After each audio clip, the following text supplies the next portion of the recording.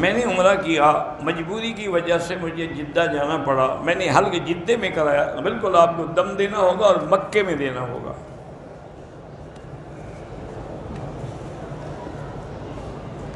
داڑھی پر سیدھی ایک مشت، بہرحال کوشش یہ ہے کہ ہر طرف سے ایک مشت ہو، ورنہ سیدھی تو کم سے کم ایک مشت ہو۔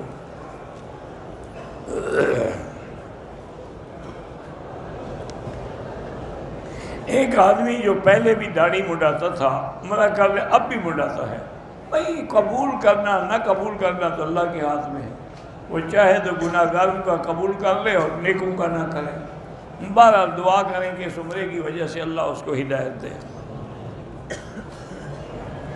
دعا کا وقت جو ہے وہ سب سے بہتر، تہجد کے وقت جو دعا مانگتے ہو وہ قبول ہوتی ہے۔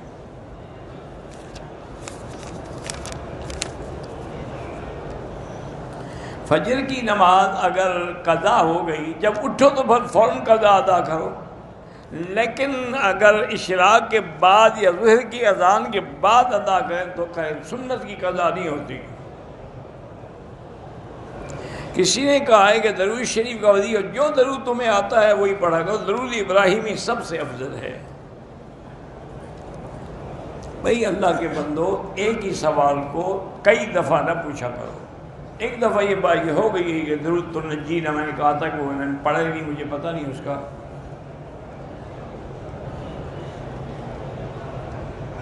میرے گھر والوں نے ڈرا دھمکا کے زبردستی مجھے باہر کے ملک پیپر بھیجے طلاق کے، میری نیت نہیں تھی، میں نے دستخط کر دیے۔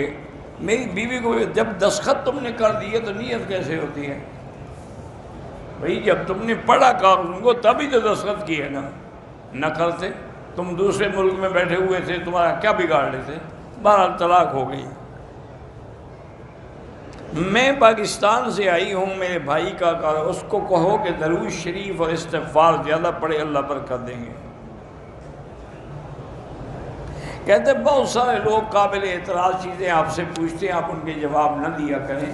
میری بیٹی میں مجبور ہوں، اگر میں جواب نہ دوں کہیں گے جی ہماری پرچی تو ختم کر گیا، جواب ہی نہیں دیا، اور اگر جواب دوں تو پھر یہ ہے کہ ان کو تکلیف ہوتی ہے۔ ایسی شریعت میں کوئی شرم نہیں ہوتا۔ حضور صلی اللہ علیہ وسلم سے بھی عورتیں آگے ذاتی مسئلے پوچھتی تھی۔